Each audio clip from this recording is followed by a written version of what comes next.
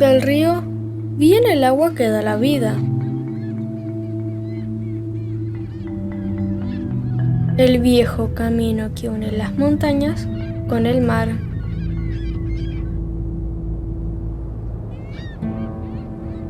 La vida que hace que las cosas crezcan. El viento. La nieve que cae cada invierno. Las mareas y las costas.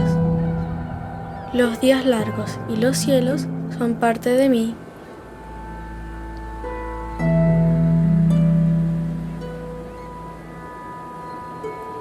Quiero contarte de mi gente y de nuestra historia, la ancestral y la reciente. Estos días jóvenes de mis primeros 100 años.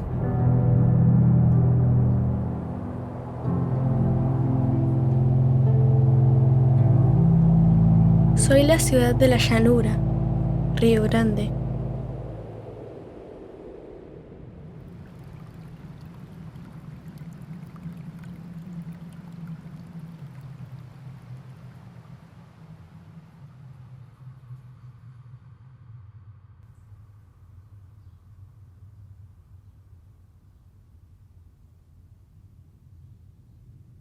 Naelesken tatol clevele, yataiken. Naelesken kerren kren olichen, kerren porker.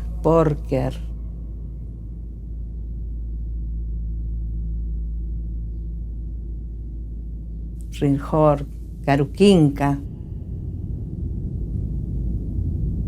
Naelesken tatol clevele. Yataiken. Saludé en la lengua selknan, chanselnan, para mantener viva la identidad del pueblo selknan. Dije que hoy es un día lindo, de sol, que el verano está feliz, está muy feliz por Río Grande, Tierra del Fuego.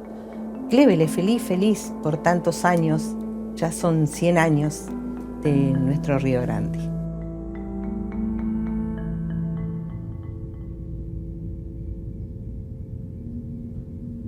Nuestros selknan tenían la visión, el sentir, el pensar, el olfato de todo cómo se manejaba la naturaleza. No existía el dinero, no existía edificio, no existía iglesia, no existía nada de eso. No hay escritos de eso, porque ellos no escribían, pero lo tenían en el iris de sus ojos. Cuando empezaban los primeros brotes, ellos ya sabían que venía la primavera. Cuando se empezaban a caer las hojas, que ya venía el otoño, era alimentarse de lo que la naturaleza les daba. Cuando bajaba la marea solían recolectar debajo de las piedras los pececitos, los taps, los mariscos, y después que lo consumían lo usaban para hacer sus collares, para engalanarse.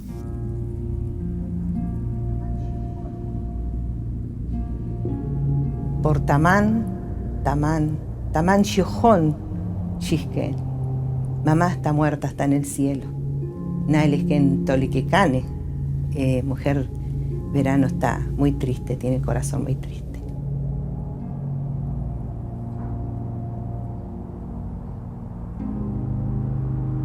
Desde que supe, desde los 7 años, que era hija de una india ona, como dijo mamá, identificándome con una identidad que si bien la conocía, no la tenía, digamos, insertada en mi vida, y para eso la llevé, digamos, a la práctica. Levanté la bandera del pueblo selknan y empecé a caminar en ese nuevo mundo, sobre la nieve, bajo la nieve, vestida de mujer selknan, contra los vientos, los fríos, los temporales, caminar por el mar, ser una mujer selknan, para poder decir, nosotros sentimos, nosotros pensamos, nosotros vivimos, y no decir, ellos vivían, ellos sentían, ellos pensaban, porque estamos vivos.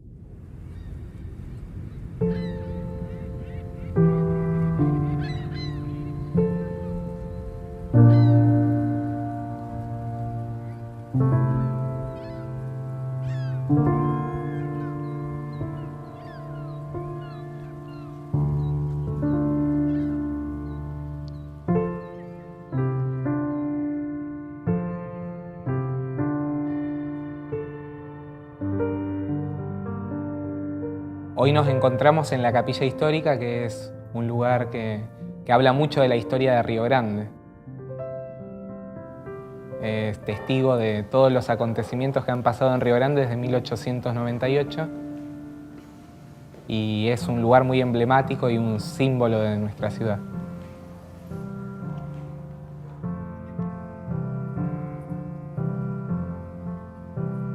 Desde el comienzo de la obra de los salesianos tienen un mandato, que es escribir las crónicas. Las crónicas van a ser un diario personal donde cada uno va a ir escribiendo lo que va pasando en el día a día de la misión.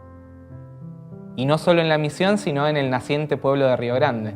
Vamos a encontrar gran parte de la historia de nuestra ciudad, de los primeros pobladores, de los nativos, de los inmigrantes. Todo va a ir contándose. Este cuaderno que tenemos acá de 1898 habla de que salieron con el indio Felipe y trajeron a unos cuantos nativos más. A la hora de salir al campo a buscar nuevos nativos para que se acerquen a la Candelaria, no es que iban los salesianos solos, sino que siempre iban acompañados por algún nativo. Junto con él van a traer a nuevos aborígenes para habitar en la misión.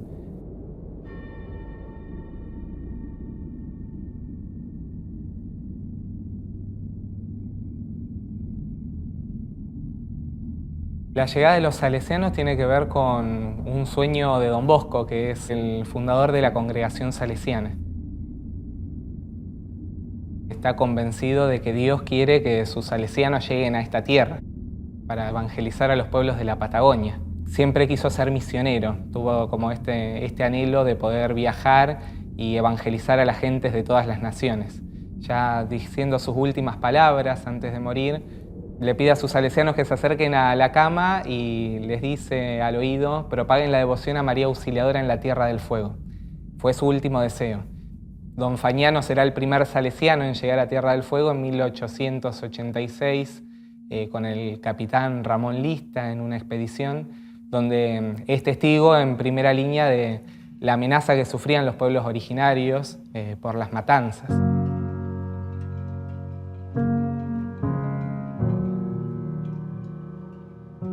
Las hijas de María Auxiliadora vendrán a Tierra del Fuego para 1895.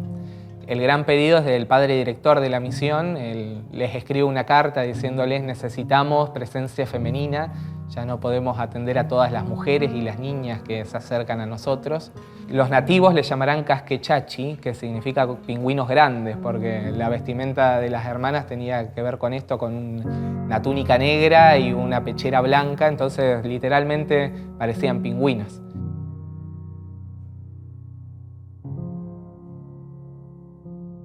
Los salesianos se ven sorprendidos por una cultura muy rica y frente a esto comienzan a aprender más de lo que enseñan. El cronista de la época dice, por ejemplo: en esta tarde han dado clase de lengua indio-ona a su maestro los pequeños nativos. Los salesianos no solamente vinieron a dar lo que tenían, sino que también vinieron a recibir mucho de lo que este pueblo tenía, y gracias a eso hoy contamos con muchísima información sobre el pueblo Selknam.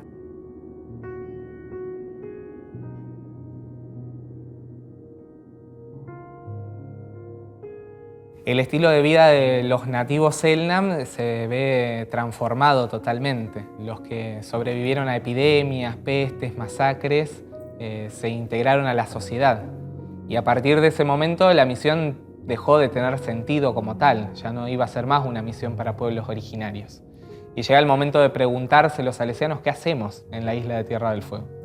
Y frente a esto surge de nuevo la gran respuesta, la educación. Y con esto se transforma la misión en una escuela agraria. Con el tiempo pasará a ser una escuela agropecuaria y después agrotécnica secundaria, y también todo lo que es el tema vincular. Tenía 3 años cuando vine para el pueblo, ya que vino mi papá. No, 5 tenía.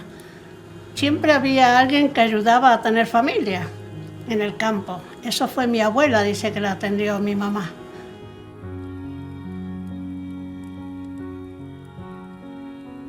Yo era chiquita, pero era chiquito también Río Grande. Era más bien como era igual que la estancia, era chiquita, casas por un lado, por el otro, y vivimos aquí hasta que me fui a la misión. Ahí estuvieron las monjas de un lado y los curas del otro, ahí dividido. En esa época para mí era lindo, porque cuando uno es chico se acostumbra a todo. Aparte había muchas chicas. Tejíamos, aprendíamos a hacer un montón de cosas, teníamos las clases en la mañana. ¿Te acordás la India Ángela? Cuando yo llegué estaba ella allí. Era una buena mujer ella. Y después cuando ya salió de la misión, ella era viejita, sabía pasar por acá y yo le decía que pase a tomar un té, pasaba. Era la que más conocí y la que mejor hablaba castellano, porque ella cuando estaba acá ya hablaba bien el castellano.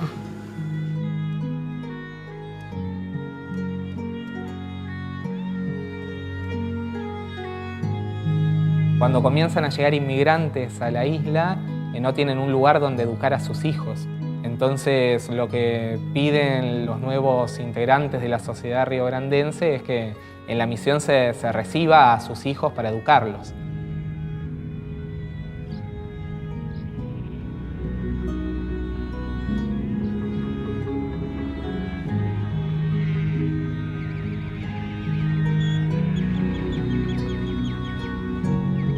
Y después las monjas, cuando ellos se vinieron para acá, para Río Grande, que los curas dejaron de ser misión, pusieron la escuela agropecuaria, fue primero, y después la agrotécnica. Entonces ya las monjas se vinieron al pueblo. En el territorio de la misión quedaron otros edificios que ellas utilizaban. Uno de ellos, el único que se conserva actualmente, es el taller de las hermanas. Hoy es una recreación también de lo que se utilizaba en el telar, se recrea una habitación, se recrea la cocina, pero es importante saber que ese espacio en realidad fue el lugar donde se aprendían labores manuales, bordado, hilado, tejido a telar.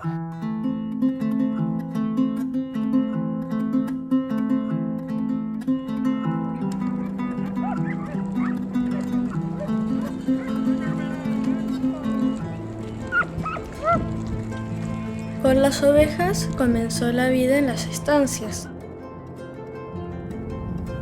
Historia que se impuso con sangre, balas y alambres, y transformó para siempre el paisaje de estas tierras.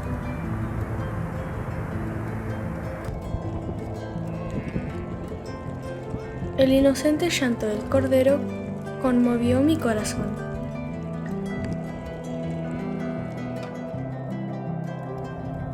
Cerraron los campos de los pueblos que no conocían de fronteras. Abrieron sendas para caballos y carretas, para transportar la blanca lana de la oveja. Mis pastos y mi fauna comenzaron otro pulso de vida.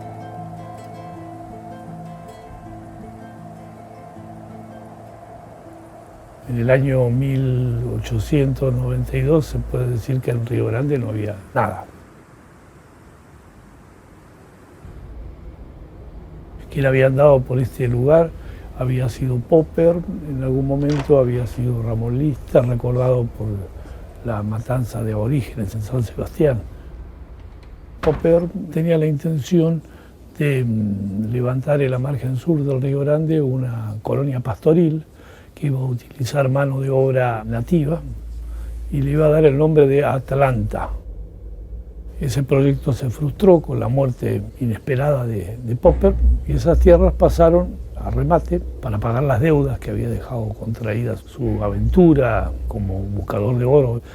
Y eso finalmente van a ser las tierras sobre las cuales José Menéndez va a levantar su primera estancia, que es la estancia que él denomina la primera Argentina. Atrás de Menéndez vinieron otros inversores que ya tenían establecimientos rurales en el área magallánica, del otro lado de los límites, del sector chileno de la Isla Grande. Así que era como que el límite existía y no existía. Los dueños de la tierra eran los mismos.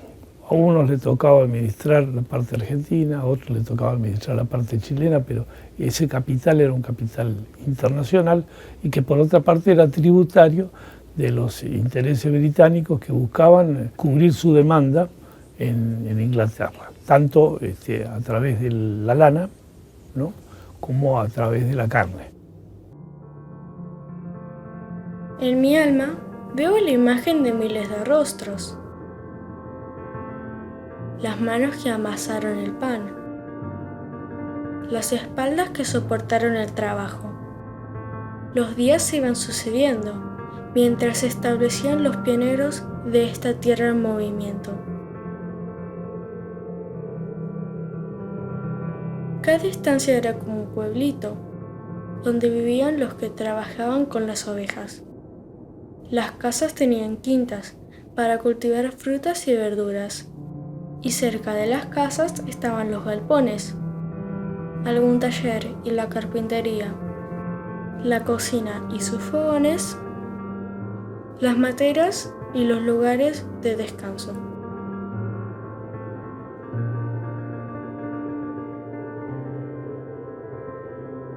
Nací en Buenos Aires, a los 3 meses vine para acá. La familia empezó acá desde antes. El bisabuelo arrancó en 1910 más o menos, buscando tierras como muchos de los pioneros locales, y logró las escrituras a partir de más o menos ese año, 1913 en adelante. Históricamente la estancia se dedicó a la oveja, empezó con ovejas y llevamos ya, hasta que entraron los perros salvajes, casi 100 años de ovejas. Mi mamá es un fenómeno. ¿Qué te puedo hablar de mamá? Mamá llegó acá a los 2 años. 2 años. 2 años. Yo vivía acá, no vivíamos en Río Grande. Era un pueblito muy chiquito, 5 o 6 mil habitantes nada más. No había camiones en esa época. Los luchos traían mercadería y alimentos para la población. Pero teníamos de todo, es decir, lo que faltaba era la fruta. Todos soñábamos con un par de frutas que no venía nunca porque no llegaba el barco. Era el tema del día cuando no llegaba el barco.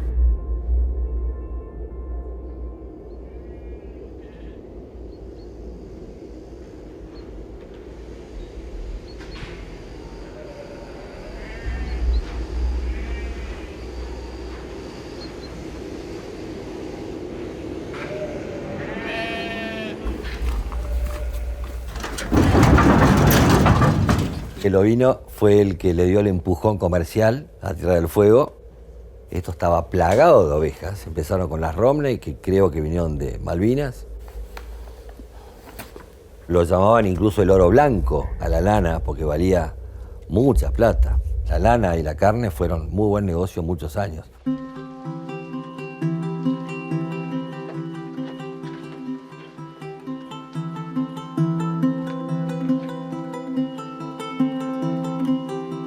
En los largos días de verano vienen los arreos y la esquila. El piso retumba cuando a lo lejos ya se ve el piño, acercándose al galpón de esquila.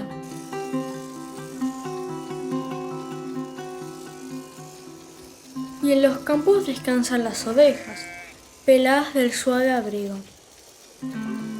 El oro blanco de mi tierra.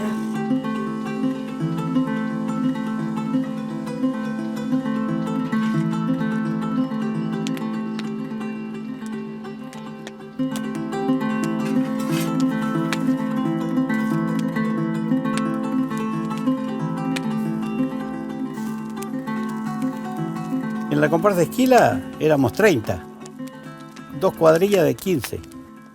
Teníamos ahí 6 giladores, 2 prenseros, los velloneros, el cocinero y todo así, los peones por día. Y formamos 2 comparsas y esquilábamos 120.000 animales en la temporada, diciembre y enero. Y después continuamos con esquila de ojo y toda la temporada se trataba de hacer esquila. Yo soy de la provincia de Chiloé, de Dalcahue. Yo cuando entré acá hice de todo. Señaladas, siempre en el campo. Las estancias, después formé una cuadrilla esquila, tuve un montón de años. Después dejé, me dediqué a hacer alambre. Dejé y ahora en este momento estoy acá en Marina. Y sobre 7 años más o menos.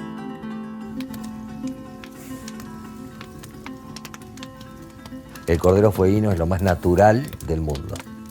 El tipo de pastos es muy bueno, no hay agroquímicos, no hay pesticidas, no hay fungicidas, no hay ningún químico que se le haya puesto a ese animal para que tenga algún tipo de contaminación. Era famoso en Europa el cordero fueguino. Inglaterra. Ya la población había crecido y comienza la etapa de alimentar a la población. Yo crecí en un Río Grande por los años 60, donde nuestro alimento primordial era la carne de capón. Empezó esta isla con ovejas como negocio industrial o negocio comercial. Después se construyó el frigorífico y pasó a ser la carne un buen negocio, que lo hicieron los Menéndez Betti, que fue una maravilla. Hasta había un trencito que iba desde José Menéndez hasta el frigorífico. A fines del siglo XIX, los productores liderados por Menéndez Betti, se asocian y empiezan la construcción de una planta industrial dedicada a la carne, de las más modernas del país. Y a partir de ahí, se convoca un montón de gente que viene a construir la planta y después a operarla. Llegaron a haber más de 500 personas. Mucha gente se decide establecerse. También se funda la colonia agrícola de Río Grande, creo que fue a partir de 1921. Entonces ahí surgen las famosas chacras. Justamente para favorecer el asentamiento de las familias se les asignaba tierras para que tuviesen sus cultivos, su ganado menor, y van haciendo de que Río Grande empiece a tomar cierta importancia. Mis abuelos vinieron de Malvinas. Tengo el documento de mi abuela que le pone, nació en la provincia Malvinas, Argentina. Porque los Menéndez, la majada, los piños de oveja, lo traían de Malvinas. Y traían los ovejeros, porque acá no había gente. Mi padre, que fue ovejero, relataba la experiencia de traer ganado de Laura, tarea que la cual se ocupaban 3, 4 hombres y 30 perros. La mayor parte del trabajo lo realizan los perros. Y el hombre con su silbidito y educándolos con métodos que no son sistemáticos para nada, sino tal vez crecidos en el afecto. Y con animales que ni siquiera forman parte en algunos casos de una raza definida. Cuando empezó el frigorífico, nosotros vendíamos corderos de acá, de Estancia Marina, y tardaba 5 días en llegar al frigorífico. Había paradas en corrales que había preparados de aquí hasta el frigorífico, en estancias, ¿no? Las estancias cedían un corral para que pasaran la noche porque no, era imposible. Para nosotros era natural, vos ibas a los aserraderos y te encontrabas con piños que venían de arreos. Ahora se hace todo por transporte, pero antes los piños iban arreándose y tardaban 2 o 3 días pernoctando y qué sé yo, para llegar al frigorífico.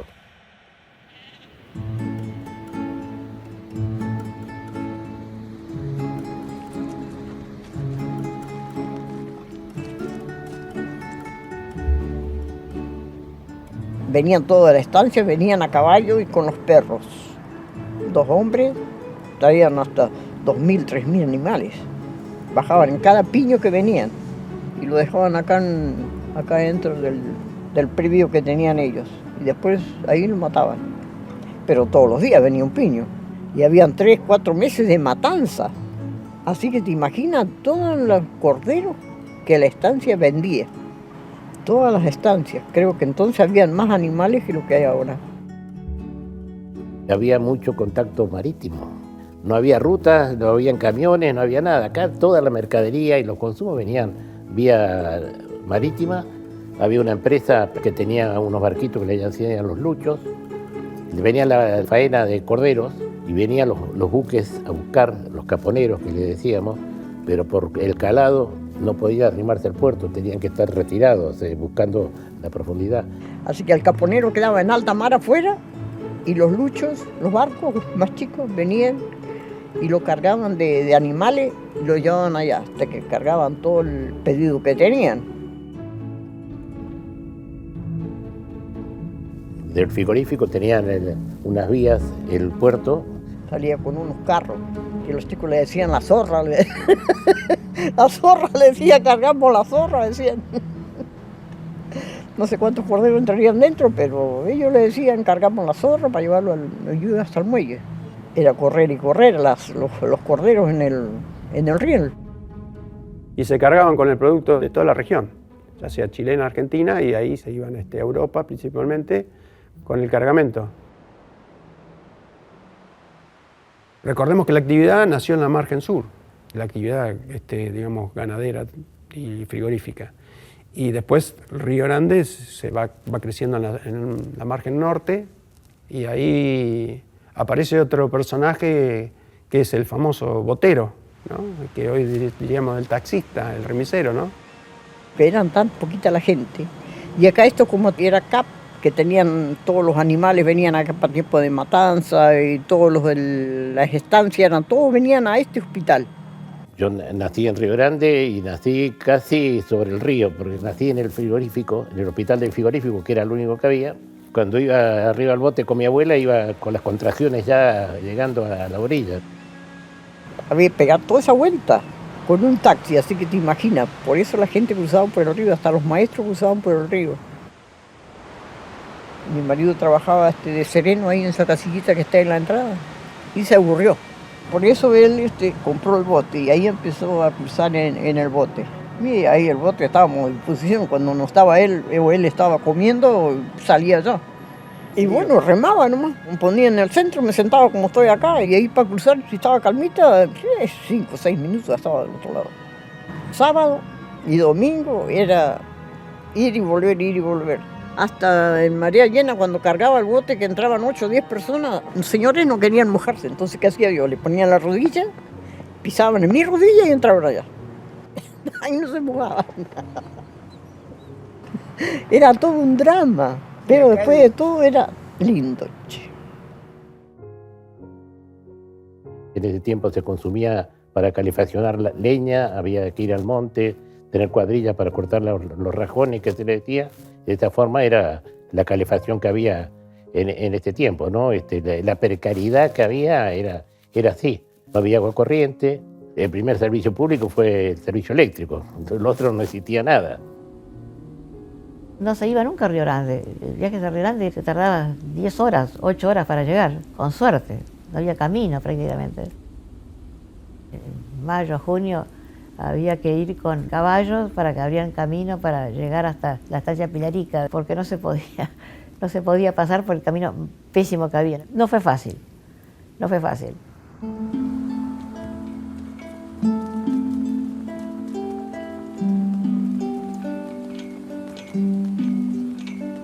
Es muy curioso hasta hoy cuando te preguntan ¿de dónde sos? ¿De dónde venís? Y uno orgullosamente le dice, soy de Río Grande, soy fueguino. Inclusive me pasa recurrentemente que la gente se asombra cuando le digo que no solo yo nací acá. También, bueno, mis hermanos, mi madre, mi abuela y que tengo un bisabuelo que llegó como inmigrante hace más de 100 años. Ni pensar lo que le debe suceder a los pueblos originarios. Yo digo que Río Grande tiene una historia centenaria, milenaria, o que es un centenario de historia milenaria, porque habemos muchos que tenemos una memoria genealógica de milenios, como es el caso de los descendientes de los pueblos originarios, o aquellos que descendemos de aquellos pobladores que vinieron hace mucho, mucho tiempo y se quedaron en Tierra del Fuego. Y sin embargo fueron personas que se arraigaron de tal modo que nos transmitieron en la vida de todos los días ese compromiso con el lugar. Y es muy bueno contar con testimonios de esta vida social tan rica que tenía el pueblo en esos años.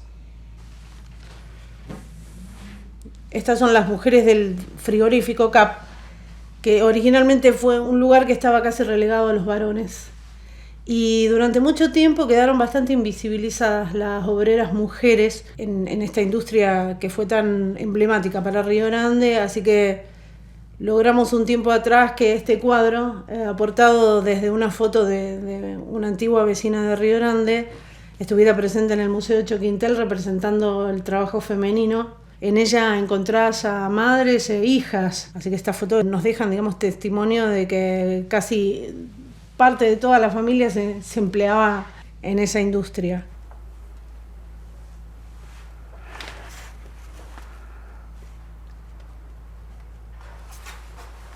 Tenemos un libro muy representativo de los tiempos pasados de Río Grande, que que es un libro que llevaron adelante un grupo de antiguos vecinos, a hacha, cuña y golpe. Y ese nombre representa una característica fundamental de Río Grande a lo largo de toda su historia, que es el trabajo. Yo siempre hago memoria sobre el abuelo Mateo. El abuelo, que era croata, llegó en el año 1892 a buscar oro a Tierra del Fuego. Y le fue muy bien, consiguieron todo el oro que querían. Y como mucha gente que le iba bien en Tierra del Fuego, lo que hacía era irse. Esa aventura de buscar oro significó para el abuelo algunas posibilidades materiales, por ejemplo, construir su casa.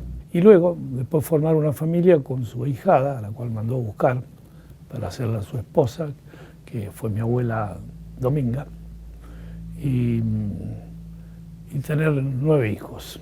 Muchos que somos descendientes de esa raíz ya hemos perdido la cultura que traían ellos, que en parte era una cultura dominada por un imperio y por esa necesidad urgida en ellos, en esa juventud, de encontrar un nuevo mundo. Y ese nuevo mundo estaba acá, muy lejos de todo el mundo, por otra parte.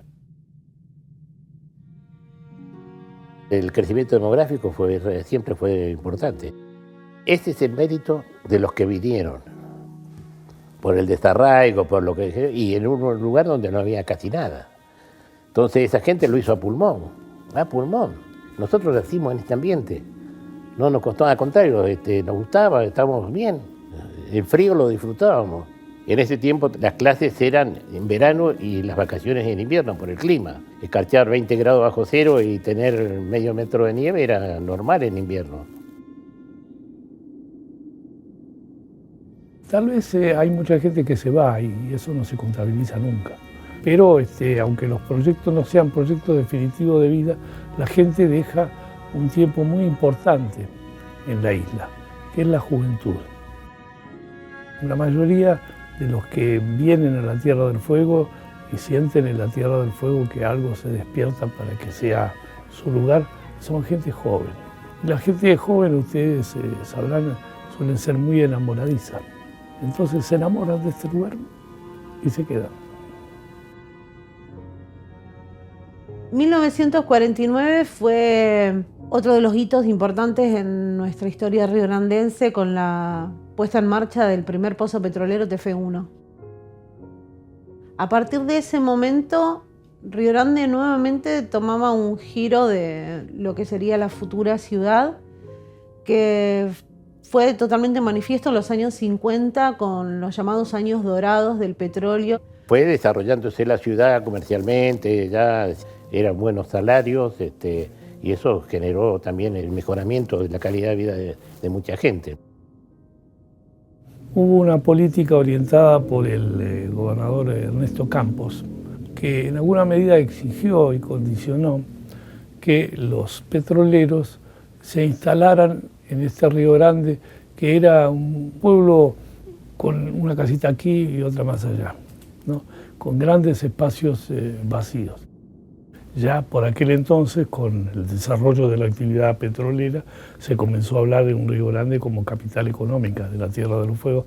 Y con el correr del tiempo, este Río Grande ha generado un desarrollo inesperado. Yo estoy sorprendido por todos los que somos y sorprendido también en cómo se ha ido amalgamando esta tierra de forasteros, porque la gran mayoría de los pobladores de este lugar es gente venida en otra parte, pero que se siente tan marcadamente como alguien del lugar.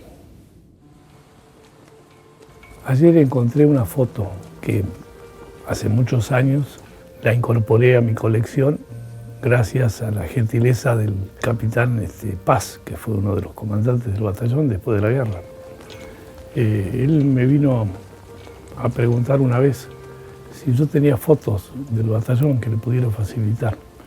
Y yo le dije, mire, capitán, no hay casi fotos en la población del batallón, porque no se podía ir a sacarle fotos a ustedes. Si uno iba a sacarle fotos al batallón, anda a saber de qué calabozo terminaba. Entonces le digo, es más probable que ustedes tengan fotos nuestras y no que nosotros tengamos fotos de ustedes. Entonces, él, aceptando el desafío, me abrió los archivos del batallón y yo copié cerca de 2.400 fotos. Y en una de esas fotos me encontré yo. Debería tener 10 años. Y en la foto se ven las maestras, y las maestras eran las esposas de algunos oficiales de Marina, eran nuestras maestras. Y una parte de nuestros compañeros, que los teníamos 2 años, porque eso era lo que duraba un destino naval, eran los chicos del batallón. Y después se iban. La Armada era como que tenía en la isla un gran campo de entrenamiento para las aptitudes que tenía que tener un soldado.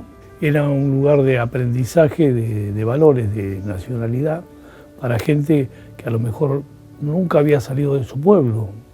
Había mucha gente entre los conscriptos que habían vivido toda su vida en el pueblito donde nacieron y de repente lo mandaban acá a Culis Mundi, ¿no? Aprender a hacerse hombre, como se decía en aquel entonces. Acerca de el deporte de acá de Río Grande, sí. ¿Qué nos puedes contar? Que yo soy el patadura de la familia.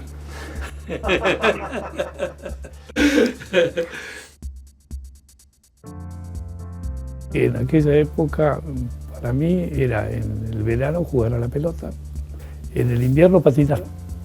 Eso eran los deportes de los chicos. El fútbol era fútbol en cancha grande. Recién por los años 70, cuando comienza Río Grande a tener algunos gimnasios significativos, se instala esto que es nuestro deporte por excelencia en este momento, que es el futsal. También tremendamente condicionado por el clima. Hay muchos chicos que pueden desarrollar con cierta comodidad la práctica deportiva bajo techo, pero antes, cuando no podías hacerlo bajo techo, ¿qué deporte tenías?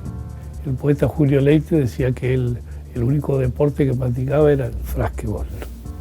El frasquebol, es decir, darle al frasco, que era una de las problemáticas que tenía la población de Río Grande durante algún tiempo, el alcohol. El deporte siempre sirvió para sacar a los chicos de la calle. Sirve hoy y servía también en otro momento. Pero también se ha dado en la Tierra del Fuego el desarrollo de otra actividad deportiva que ha tenido relevancia y la sigue teniendo y la va a tener, que es el automovilismo. Han visto que en Tierra del Fuego resulta mucho más fácil conseguir un auto que tener una casa.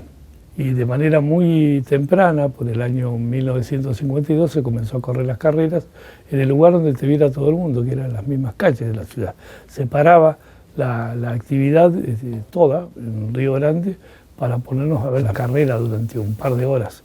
Y se competía de esta manera con volantes que venían de Chile. O sea, la rivalidad era Chile-Argentina. Una carrera se corría en Río Grande, la otra carrera se corría en Porvenir.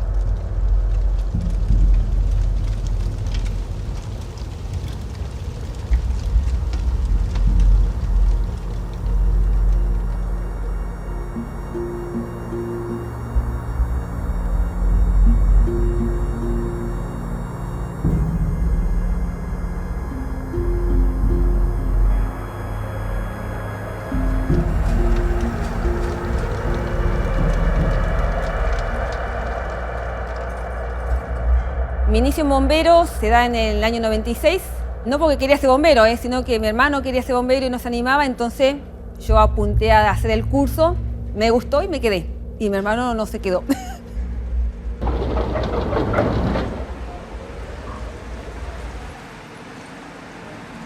No solamente, claro, es apagar el incendio, ir y tirar agua, sino que hay procedimientos Hay mucha técnica, o sea, hay mucha evaluación del servicio gestor que está a cargo, tiene que observar el servicio, el incendio, el tipo de vivienda, qué es lo que tiene alrededor, cómo lo va a trabajar, si va a ser por afuera, va a ingresar. Hay mucho trabajo atrás nuestro, digamos, institucional, que nos capacita y que por ahí la gente no lo sabe. Acá hay muchos incendios, debe ser uno de los cuarteles, me arriesgo a decir, que más salidas tiene en el país. En esta zona es muy difícil los incendios trabajarlos por las cuestiones de los vientos. Acá hemos salido con incendios de 80 a 100 de ráfaga, que es impresionante. Y el trabajo hacia el incendio es distinto. Los incendios son más horizontales que verticales. Y también en invierno. En invierno muchas veces se nos congela el agua de los camiones, el agua que tenemos sobre nuestro equipo y también un poco el descuido de la gente también. Hemos tenido con viento de 80 kilómetros, gente quemando basura, y eso, a raíz de eso ha habido incendios de casa. No es fácil, no es comparable a otras provincias por ahí. Este cuartel cubre todo lo que es el austral y los asentamientos. Yo inicié mi carrera acá. Hace 29 años que ejerzo esta profesión. En este momento soy el más antiguo en actividad en el cuartel. Yo, al llevar tantos años en bombero, prácticamente he estado en todos los incendios grandes que ha habido, y ha habido riesgos, en serio. Hemos estado en peligro muchas veces y bueno, uno como responsable de su personal tiene que evitar que se accidente. Los bomberos salimos a incendio y anoche hubo un incendio y salieron 3:30 de la mañana los bomberos. Entonces a veces salimos y no sabemos si vamos a tardar 10 minutos o 40 horas.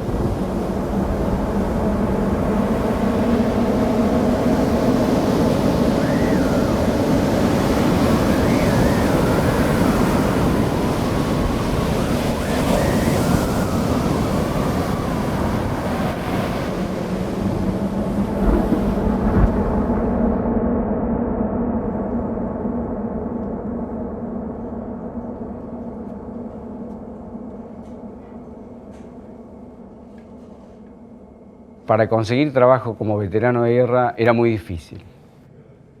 Cuando yo empiezo a trabajar en la primera empresa, que era Comex, una compañía francesa, ellos nunca se enteraron que yo era veterano de guerra. Porque si te encontrabas con un veterano, lo catalogaban como el loco de la guerra. Entonces era preferible pasar desapercibido. Yo vine de Misiones y aquí llegué en el año 86, donde Río Grande se veía la conglomeración de gente únicamente en los supermercados. No había gente, eran muy pocos vehículos. En esa época se escuchaba la radio nacional por la avenida San Martín, en algunos parlantes de madera que estaban puestos en los postes de luz. Los compañeros míos que íbamos a pedir trabajo, ellos quedaban y yo no. Bueno, ya había perdido la esperanza de trabajar en fábrica, porque el boom de acá era las fábricas. Hasta que tuve una oportunidad de ingresar al Hotel Atlántida, donde conozco a esta gran persona que fue el Manuel Berbel. Y bueno, él tenía una simpatía por los veteranos. A los meses llegó una plataforma a trabajar acá en la zona. Yo ya era buzo profesional, con esa especialidad me retiré de la Armada. Y él me dio la posibilidad de poder ingresar a las plataformas. Y tuve la suerte de tener una continuidad con ese trabajo, ¿no? Para mí Río Grande es todo. Todo lo que tengo lo conseguí acá. Como lo digo a todo, llegué con una valijita y con muchas ganas de tener un futuro, y acá lo tuve todo, lo tengo todo. Y tengo la suerte de tener esa continuidad. Fui premiado por el hecho de haberme salvado del naufragio de la Guerra de Malvinas. Yo cuando llego al crucero Belgrano fue en el año 80, diciembre del 80, el del año 82, nos enteramos el 2 de abril que Argentina había tomado las Malvinas. Hasta ese momento nosotros sabíamos que teníamos que salir a navegar, pero no sabíamos la función que íbamos a cumplir. Nadie sabía a bordo. Ya estando a alta mar, después de un día de navegación, tuvimos una reunión donde el comandante nos informa que íbamos a proteger las Malvinas porque ya fueron tomadas. El 1 de mayo entramos a la zona de exclusión, así que todo el mundo estaba a pie de guerra. La directiva que teníamos era que una vez que el barco entraba en combate no paraba hasta vencer el enemigo, y estábamos preparados para eso. Preparado de escuela, no sé llegado al momento cómo iba a ser, eso no lo sabíamos.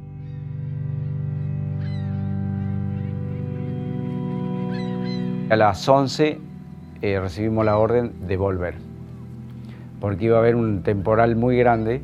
Entonces volvemos hacia el oeste, hacia la isla de los Estados, y a las 4 de la tarde nos recibimos el primer torpedo. Y a diferencia de minutos, el segundo torpedo, donde el barco fue abatido.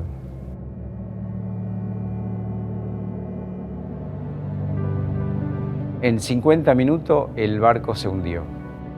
En la zafarrancho, cuando íbamos a las balsas, las prácticas, éramos 20, pero en el momento del impacto éramos 5 nada más. O sea que el resto de las personas se habían quedado en la parte de abajo. Y quedamos a la deriva. Pasan las horas, ya llegó la noche. Ese temporal lo soportamos en las balsas. Las olas eran muy altas y salimos afuera. Era una noche muy oscura, muy oscura. No se imaginan la oscuridad que hay en el mar cuando está nublado. Es únicamente el ruido de agua y el frío que te penetra los huesos. A las 7 de la tarde de ese mismo día, que sería el día siguiente, divisamos un barco en el horizonte. Y bueno, pasó toda la noche. Y bueno, es como que la esperanza se van desvaneciendo, ¿no? Y cuando nos dimos cuenta, el barco estaba pegado a nosotros y nos gritaban.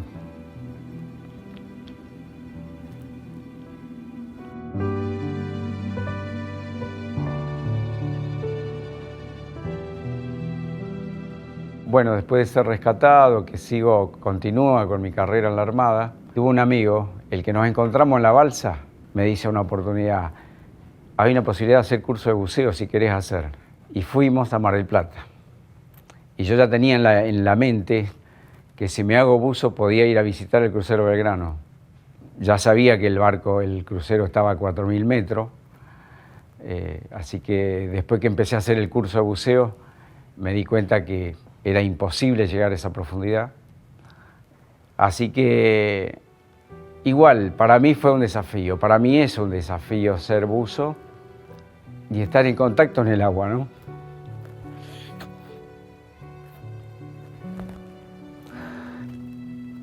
Porque en cada inmersión que hago en buceo, yo estoy en contacto con mis compañeros.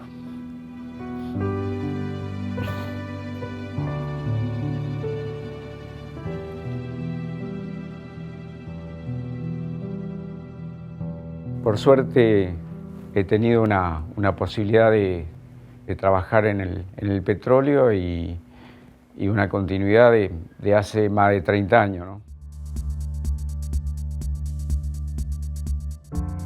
Se había abierto la política y empezamos a convocar a los compañeros, a los muchachos, a afiliar.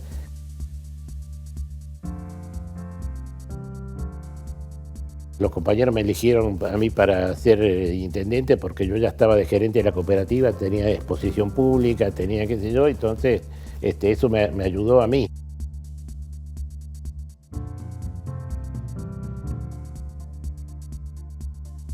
Tenía dos candidatos bastante fuertes, contrarios.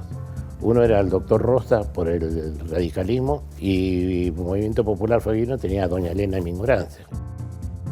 Así que era de peso, era de peso. Pudimos ganar, gracias a Dios. Yo no quería, yo tenía dos condiciones. Yo no hablo en público y no uso corbata. Las dos las rompí. Cuando yo asumí la intendencia teníamos 18.000 habitantes. Cuando yo me fui teníamos 40. Tuve ese crecimiento en 8 años.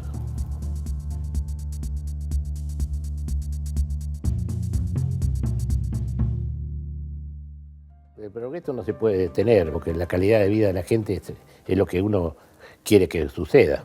La gente está ahí y hay que darle respuesta. Yo me acuerdo, nosotros, para tener empleados en la municipalidad, nos costaba porque se iban a trabajar a la fábrica. Ganaban el doble o triple. Inclusive los gerentes de las fábricas estaban en el aeropuerto esperando que baje gente y preguntaban si querían trabajo.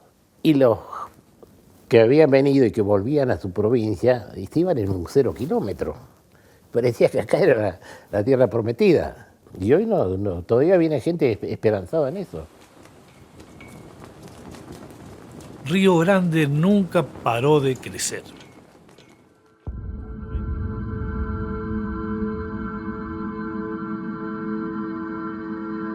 Una noche estrellada sin luna es de los espectáculos naturales más maravillosos que una persona, un ser humano puede ver. El cielo fueguino sigue siendo un atractivo. La altura con que se ve la Cruz del Sur desde Tierra del Fuego no es repetible desde ningún otro punto de este planeta. A mediados de los 60 surge la idea de colocar una estación astronómica lo más al sur que sea posible en este planeta, y resulta que en el hemisferio sur lo más al sur que sea posible es justamente Tierra del Fuego. Resultó la ciudad de Ushuaia con demasiada nubosidad. Río Grande, con un 30% de noches despejadas al año, fue suficiente, y fue así que se optó por esta ciudad para crear esta estación astronómica. La astronomía obviamente tiene muchísimas ramas, ¿no? La astronomía de posición, que es la rama de la astronomía que se cultiva aquí en la Estación Astronómica Río Grande, tiene otra labor fundamental. Hoy estamos acostumbrados a decir, bueno, tengo que reunirme con tal persona a tal hora, y la hora hoy está a disposición de tantas formas que naturalizamos que la hora siempre está. Sin embargo, la definición de esa hora es un producto astronómico. Y es justamente la labor de estaciones como estas, multiplicada por 1000 en todo el mundo, que contribuyen a determinar ese tiempo rotacional, y cada tanto ocurre un salto imperceptible de un segundo, nosotros ni nos enteramos. El instante en que se hace ese salto es determinado por la labor de centenares de estaciones astronómicas como esta.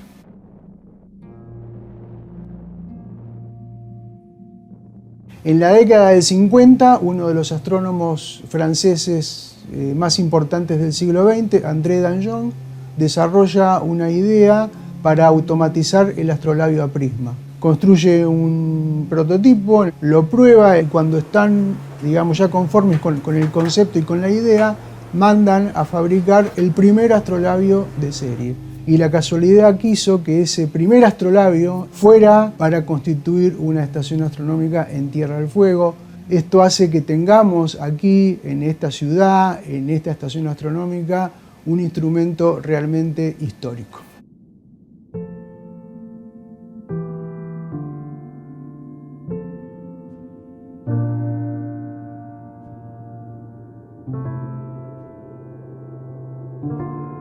La misión salesiana tiene un vínculo muy fuerte con la comunidad, principalmente a personajes populares como el Padre Singh.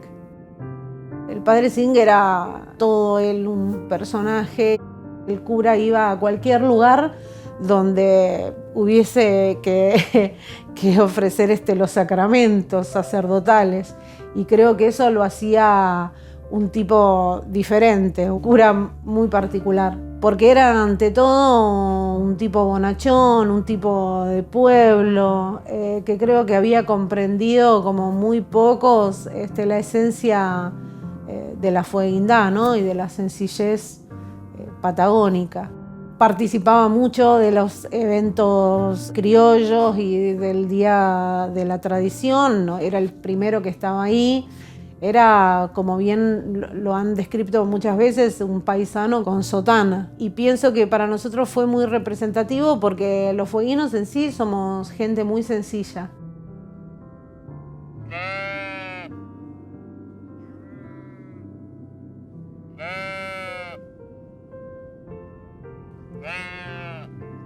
La fiesta del ovejero es una competencia en la cual el ovejero, con un par de perros, debe conducir a 5 ovejas a lo largo de una serie de dificultades que se le plantean en el trazado de ese espacio. Es decir, hacerlo cruzar por un puente, hacerlo pasar por una tranquera, llevarlo de aquí para allá hasta encerrarlo en un nuevo corral. Es una labor que es digna de admiración.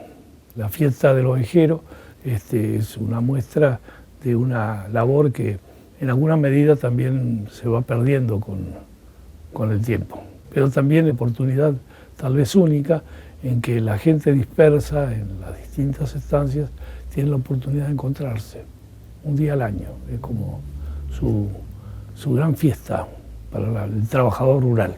Ahora hay establecimientos en Tierra del Fuego donde los ovejeros se mueven en moto, ¿no? Pero bueno, el trabajo tradicional es el hombre a caballo o en muchas circunstancias a pie.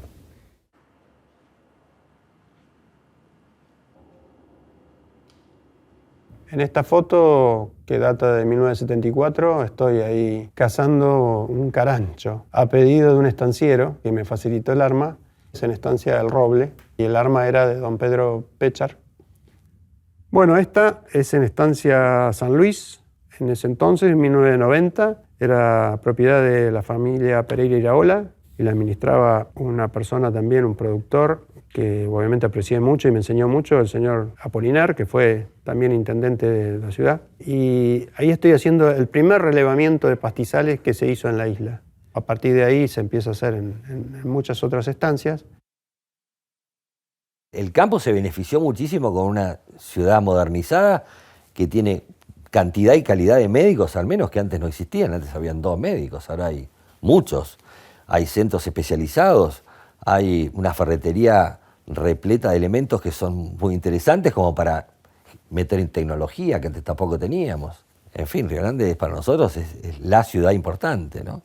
Y siempre lo fue, y fue creciendo acompañando al campo. Acá se puede producir alimentos. Los pioneros nos demostraron de que acá se puede producir. Si ahí se podía producir para consumir, en aquellos años con inviernos mucho más rigurosos, imagínense hoy, obviamente con la tecnología que hoy hay, hace falta producir. Pensando en esto de qué te enamora de Río Grande, una de las cosas es la naturaleza, es la comunión con la naturaleza. A mí en lo personal me enamora un cielo de Río Grande, me enamora el mar. También le hemos dado mucho la espalda como riograndenses a nuestro mar. Me parece que ahí tenemos igual otra materia pendiente. Tiene una belleza formidable, sin hablar de todo el potencial que tiene para la biodiversidad, siendo esta reserva de aves migratorias y todo lo que eso significa en un potencial que tiene Río Grande para el turismo de ese tipo de especialidades, ¿no? Me gustaría que Río Grande sea un lugar donde nos podamos salvar todos y dentro de ese todos que se tenga muy en cuenta a la gente que ha vivido toda su vida en este lugar porque ha nacido en este lugar. Ojalá sea un lugar donde se cubra laboralmente las expectativas de las nuevas generaciones de fueguinos. Y después que haya felicidad por el hecho de estar acá. Que no sea un lugar para rezongar, sino que sea un lugar para sonreír al futuro.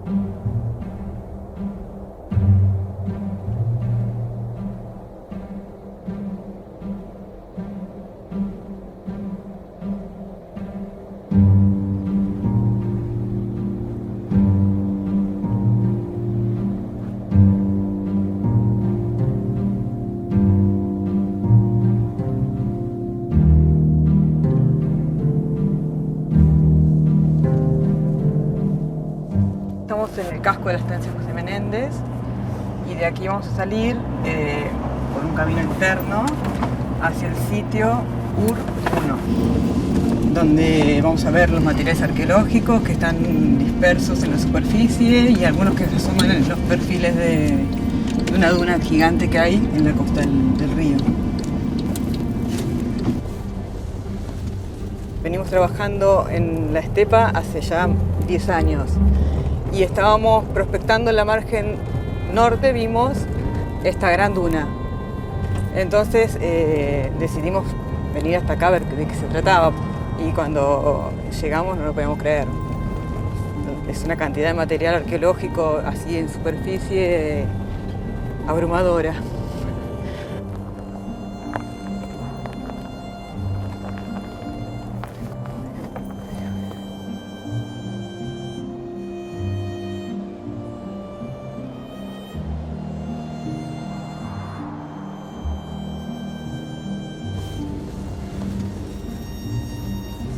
Con respecto al río y al uso del río de las poblaciones, Río Grande debió haber sido muy significativo tiempo atrás, cuando se estaban derritiendo los glaciares. Ahí se forma un río y ahí está el río todavía. Entonces es como un paisaje heredado muy antiguo.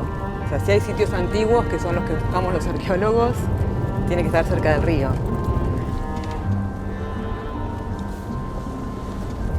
Ese es el sitio.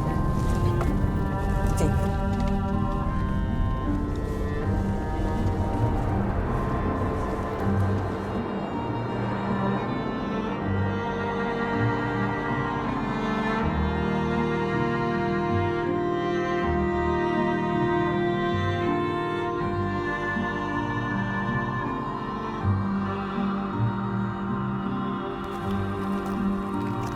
UR1 es el sitio en el que estamos trabajando actualmente y encontramos gran cantidad de material lítico, las herramientas que hacían en piedra.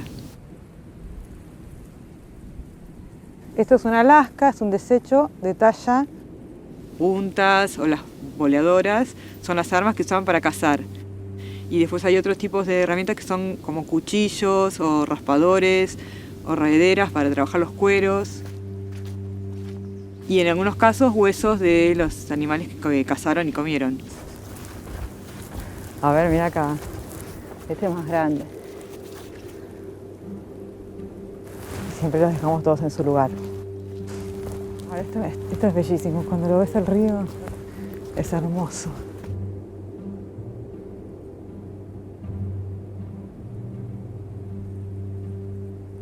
Me costó enamorarme de la estepa porque no la entendía bien, no encontraba los sitios al principio. Ya hace más de 10 años que estamos trabajando en este área, pero una vez que empezamos a entender, que empezamos a encontrar los sitios, a ver dónde buscarlos, es muy apasionante. Esos marrones, los negros, todos esos son de restos de talla. Alguien estuvo acá tallando, bueno, están movidos obviamente por la erosión. Esto ya es un instrumento. Como pueden ver, tiene ahí un filo trabajado. Esa es una de las piezas más lindas. Está bueno, está muy bueno. De golpe cuando encontrás algo que te das cuenta que hubo una persona tallando en ese lugar por cómo estaban distribuidas espacialmente las piezas, ¿no? Los materiales, en la barranca mirando hacia el río. Es fuerte sentarse ahí y entenderlo y estar viendo las mismas cosas que alguien estuvo viendo hace 1000 años. La verdad que es algo... Es la parte linda, ¿no? Es la parte movilizadora.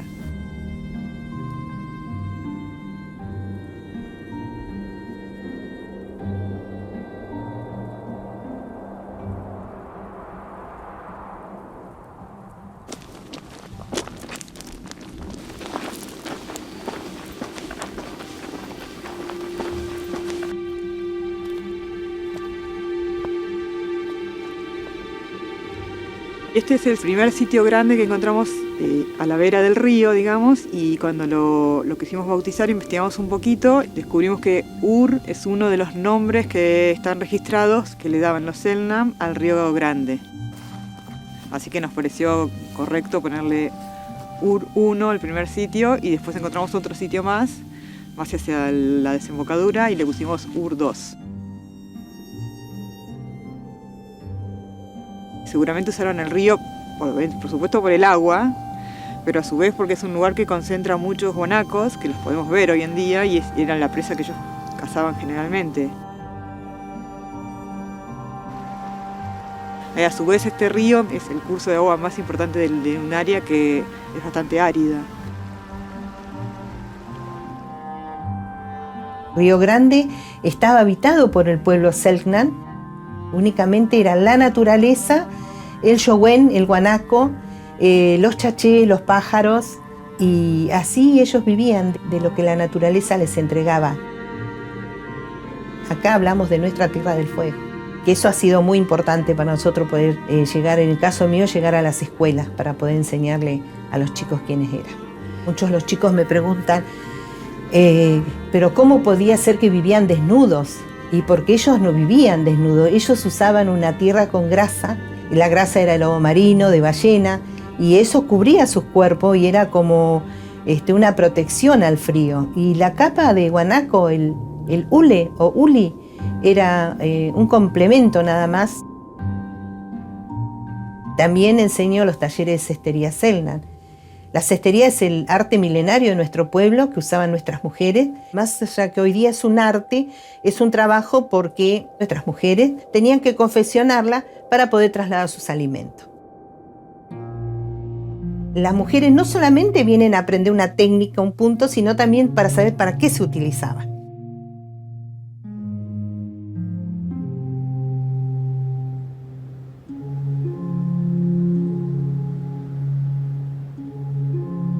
Mi pueblo creció apostando al trabajo y la esperanza.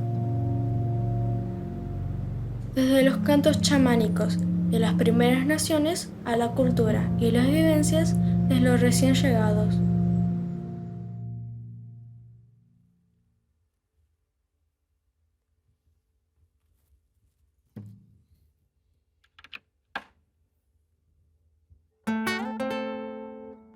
Los artistas, los creadores, intentan conectar el presente y el pasado.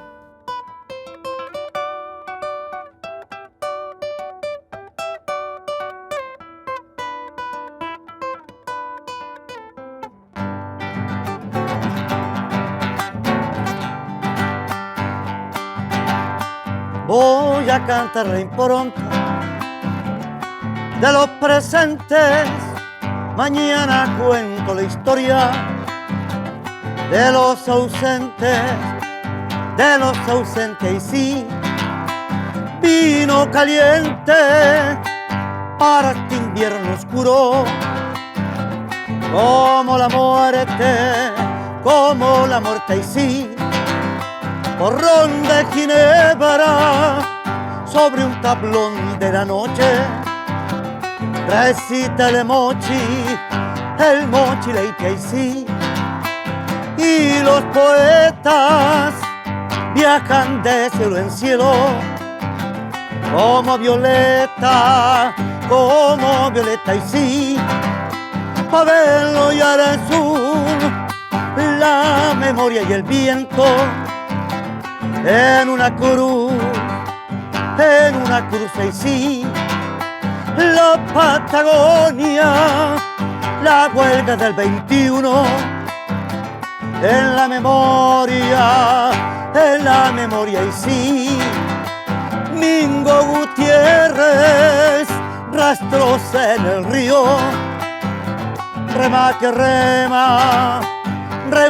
reman y sí, mar, viento, lluvia, vamos cantando amigos, por los caminos y sí, apuren el tranco, que al otro lado del río ya están bailando y sí, arriba las palmas, Walter Busen y canta hasta el alba y sí, vino caliente para curar el alma de los presentes.